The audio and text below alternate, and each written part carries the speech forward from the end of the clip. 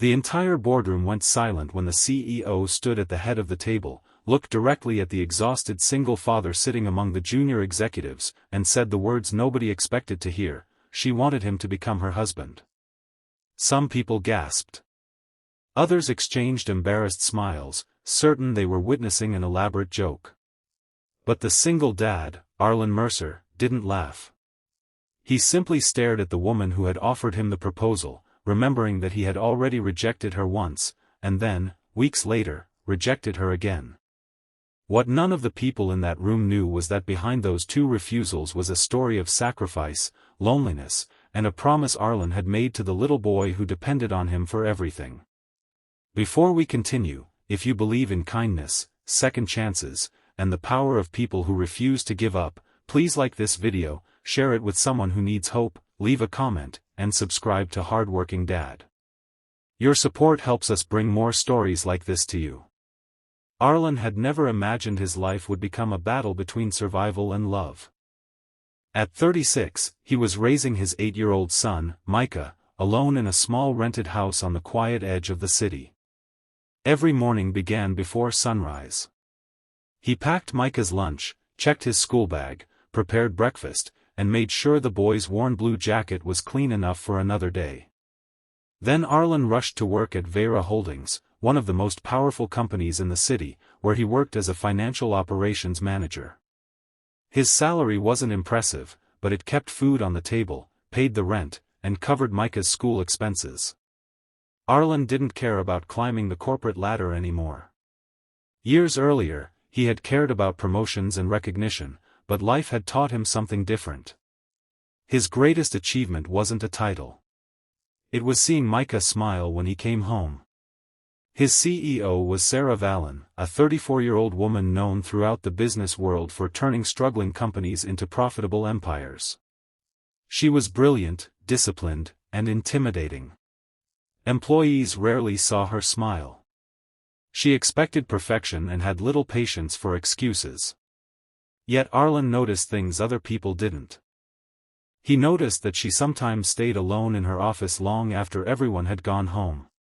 He noticed that she skipped lunch when major negotiations were approaching. He noticed the tiredness behind her confident expression. And one afternoon, when the entire finance department was celebrating the successful completion of a difficult merger, Sarah quietly asked Arlen to stay behind. She didn't speak like a CEO that day. She spoke like a woman who was tired of being alone. She told him that she admired his character, his loyalty, and the way he never allowed personal problems to affect his work. Then she made an unexpected offer. She wanted them to explore a relationship, privately and carefully, away from the company. Arlen was stunned. He respected her, perhaps more than he respected anyone at work, but he couldn't accept. He told her that his son came first and that he wasn't willing to risk Micah's emotional stability for something uncertain. Sarah's face changed, but she accepted his decision with dignity. Arlen thought the matter was finished. It wasn't. 3 months later, everything changed. A financial crisis struck Vera Holdings after a major overseas partner suddenly withdrew from a critical agreement. The board blamed Sarah, investors panicked, and several executives began quietly positioning themselves to replace her. Arlen worked for 72 hours almost without sleep, reviewing contracts and financial records until he discovered an overlooked clause that could save the company millions. His work helped prevent a devastating collapse. Sarah publicly credited him, but afterward, when they were alone, she admitted that she had begun to care for him more deeply. She asked him again if he could give her a chance. Arlen rejected her a second time. This time, his refusal hurt both of them. He explained that he couldn't build a relationship with his employer while she controlled his career. He didn't want anyone accusing him of using her position, and he didn't want Micah to become part of office gossip. Sarah listened quietly, then told him she understood. But when Arlen walked away, she remained standing alone beside the window, fighting back tears. Arlen returned home that evening and found Micah asleep on the couch with a schoolbook resting against his chest. He covered his son with a blanket and whispered a promise that he would never make a selfish decision simply because he was lonely. Then came the morning that nearly destroyed everything. Arlen was called into the executive boardroom without explanation. He expected another financial emergency. Instead, every board member was already seated. Sarah stood at the front of the room with a folder in her hand. Her expression was unusually calm. Arlen sat down, confused, while the company's chairman announced that Sarah had proposed a major restructuring plan.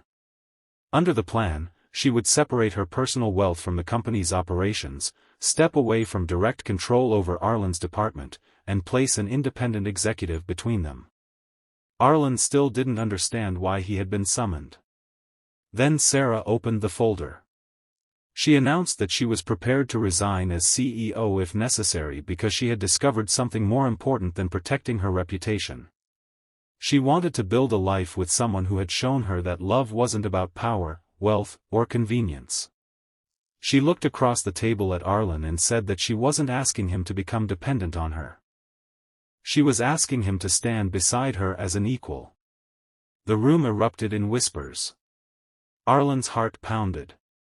He thought of Micah. He thought of every night he had spent pretending he wasn't lonely. He thought of the first time Sarah had asked him, and the second time, and how frightened he had been that accepting her would somehow betray the life he had built for his son. Then the chairman revealed the final part of the proposal.